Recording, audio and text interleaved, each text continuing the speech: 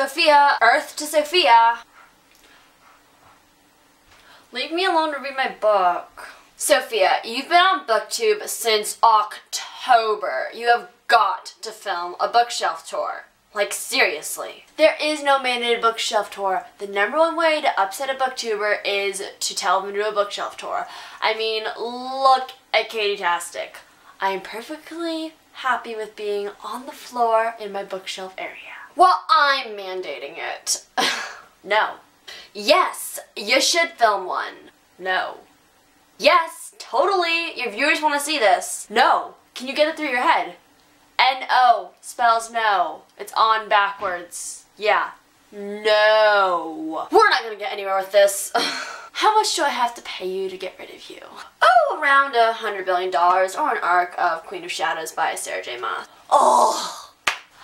Fine, I'll do a bookshelf tour. I knew you would give in. Today we are going to do a bookshelf tour that Francesca made me do. Anyways, yada yada yada, disclaimer, disclaimer. Here we have Little Brother by Cory Doctorow, Sea of Shadows, Kelly Armstrong, Not the Kind of Girl, Lena Dunham, Broken Hearts, Fences and Other Things to Men, Katie Finn. Oh my god, this is the most boring thing I've ever done. Sophia, this is totally not working. You sound like you're dying. You need a little more oomph. Don't you get it, Francesca? You pulled me away from reading I'll Give You the Sun. I am dying. Okay, let me think of another way to do this bookshelf tour. How to film a bookshelf tour? How should she film? How should she film the bookshelf tour? I got it. Finally. Oh my god. So we're doing this in Q&A format. Like, that is so original.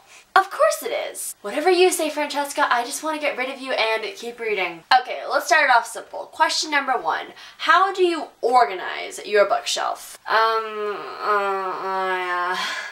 Too many ums, start over, you can't put this in your video. Some of the books may not be in particular order, but mostly this shelf is pretty organized, and this is my very tall 6-shelf bookshelf that I brought all the way from California, and I got it from the lovely establishment known as IKEA. IKEA, wow, you are so fancy. And then we have the beginning of the alphabet TBR books that I have that are taller than the rest of them. So they're hardcover, and it consists of Lexicon by Max Berry and then Cassandra Clare's works, as well as Hild and the Magicians by Lev Grossman, which just happen to be taller than the others because publishers for some reason like to print them like that. Then we have my end of the alphabet TBR paperbacks, and they go from Defiance by C.J. Redwine all the way to Leviathan by Scott Westerfeld. And in the middle of all that, we've got a bunch of random different genres and different authors, everywhere from standalones to trilogies, with books such as Under the Never Sky by Veronica Rossi, or the first 2 books in the Partial sequence by Dan Wells, or even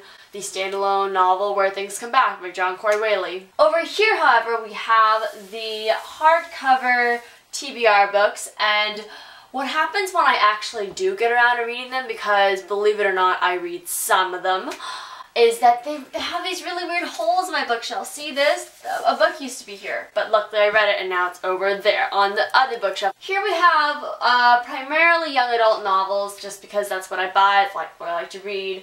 And everywhere from the science fiction novel Little Brother by Cory Doctorow to the high fantasy Sea of Shadows by Kelly Armstrong to the non-fiction memoir Not That Kind of Girl by Lena Dunham. And then we've got books like Broken Hearts, Fences and Other Things to Men by Katie Finn, which of course has a really cute cover.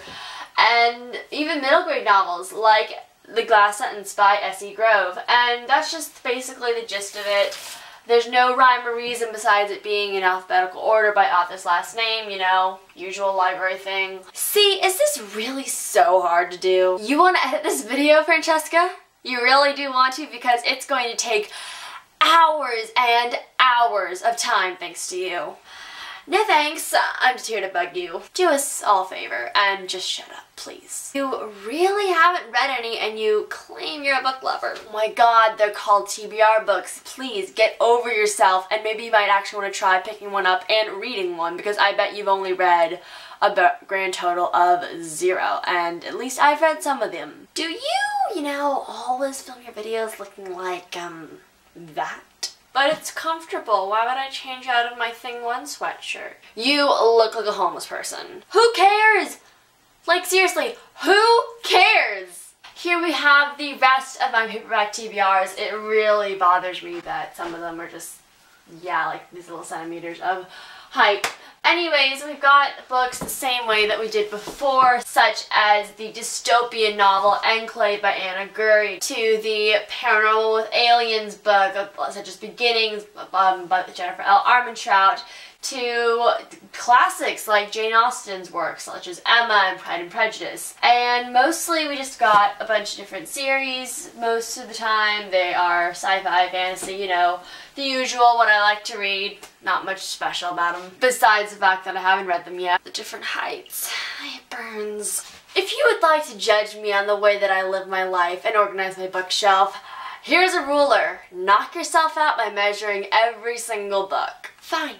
What is that stack for? My singularly empty bookshelf, as you can see, all I have is my phone, a pen, and my weirdly labeled TBR jar that I don't actually put TBR books in, so. And then we've got my collection of library books, and these aren't actually organized in any particular order besides the fact that I am very OCD about how they should be arranged. From long hardcover to dust jacketless hardcover all the way to paperback. Just nice and neat. Have you actually read anything you own? Here we have the shelf of books that I actually have read, ranging everywhere from old to really new books, as well as primarily paperbacks because that's just what I buy. And there are books like Winter Girls by Laurie Halse Anderson, to my original copy of High Society by Ellie Carter, to the bind-up of Shatter Me novellas, to Mindy Kaling's book. And the problem with this shelf is that I have accumulated most of these ones over the years, so I haven't really been able to have them